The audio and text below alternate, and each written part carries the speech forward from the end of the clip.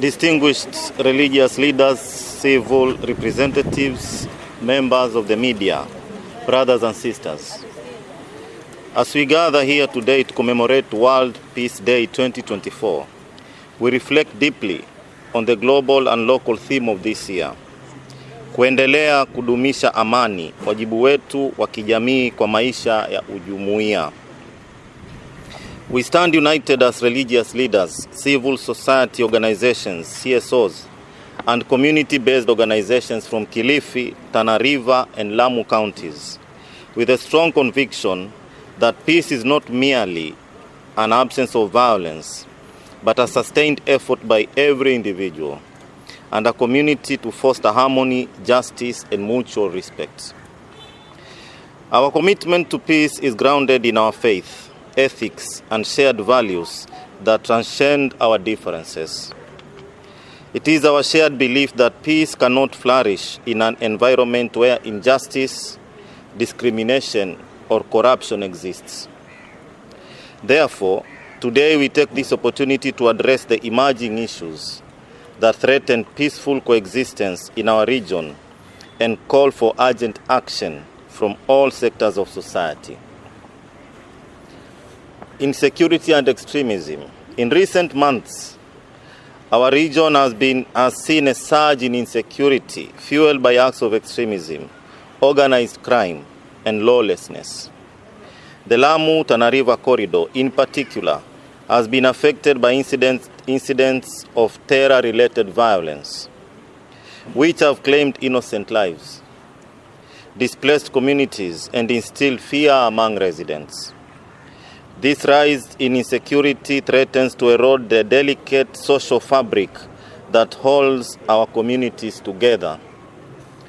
We, therefore, call upon the government security agencies to enhance their intelligence sharing mechanisms and act decisively against the perpetrators of these heinous acts. At the same time, we appeal to community members to be vigilant and cooperative, reporting any suspicious activities and fostering interfaith dialogue that prevents the radicalization of our youth. Our places of worship and schools must be sanctuaries of peace, not breeding grounds for hatred and division. Land conflicts. The issue of land ownership and access to resources continue to fuel tensions across our counties. In Kilifi, Tana River, and Lamu, historical injustices related to land allocations, coupled with the scramble for resources like water and pasture, have led conflicts among communities. These disputes, if left unresolved, risk spiraling into full-blown violence and could disrupt livelihoods and fracture the spirit of unity. We urge the National Land Commission, county governments, and community leaders to accelerate the resolutions of disputes, focusing on justice, fairness, and equitable resources distribution. It is imperative that all stakeholders work collaboratively to ensure land reforms address the root cause of these conflicts. Ethnic and religious tensions. Our counties are home to diverse communities that have historically coexisted peacefully. However, recent trends have seen ethnic and religious tension rise, threatening the tradition of tolerance, misunderstanding, mistrust, and exclusions based on ethnic or religious lines, undermine the common good, and jeopardize peaceful coexistence. Today, we call for interfaith and intercultural dialogue to be strengthened. We encourage our communities to embrace the principles of Ubuntu, which remind us that I am because we are, and that Our collective future depends on mutual respect, inclusivity, and unity. Let us accelerate our differences as source of strength and diversity rather than division. We are equally concerned about corruption and governance. Corruption continues to plague our counties, siphoning resources meant for development and compromising service delivery. Poor governance and corruption foster resentment as communities feel neglected and deprived of basic services like healthcare, education, and infrastructure. The lack of transparency in public institutions has widened the gap between the government and the people, creating fertile ground for discontent and unrest. We stand firm in demanding greater accountability and transparency in governance. We call on our elected leaders to uphold the highest ethical standards and to serve the interests of the people with integrity.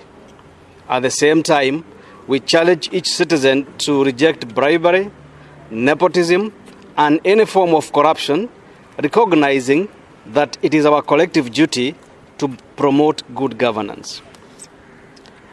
We are also equally concerned about youth unemployment and drug abuse. Our youth, who are the future of our region, continue to face unemployment, lack of opportunities, and rising drug abuse. These challenges have rendered many young people vulnerable to crime, radicalization, and a sense of hopelessness. Without meaningful employment and access to productive livelihoods, the peace and stability of our region remains fragile.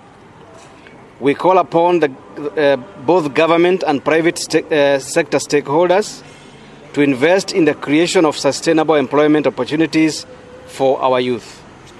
Let us also prioritize rehabilitation programs for those affected by drug addiction and support initiatives that empower the youth to become peace builders and agents of positive change. We cannot overlook the persistent neglect of the most vulnerable members of our society, women, children, and the elderly. Cases of gender-based violence, child defilement, and the neglect and killings of the elderly continue to rise in our communities. These injustices violate the basic human dignity of these groups and perpetuate cycles of violence and exclusion. We appeal for stronger legal framework to protect the rights of women and children, and for the community to take an action role in safeguarding these vulnerable populations. Religious institutions and CSOs must also collaborate to provide safe spaces for victims of abuse and violence and to advocate for justice on their behalf. Our call to action. As we mark World Peace Day, we reaffirm that peace is a collective responsibility. Peace is a collective responsibility. It is not the task of governments alone, nor is it the sole duty of civil society or religious elders. Every individual has a role to play in creating and maintaining peace. Number one, to the government. Prioritize security, justice, and development, ensuring that all policies promote inclusivity and equity. Number two, to religious leaders. Continue fostering interfaith dialogue and standing against all forms of violence, discrimination, and extremism. Number three, to the civil society. Stay vigilant and hold leaders accountable while providing platforms for dialogue, education, and awareness raising. Lastly, number four, to the community.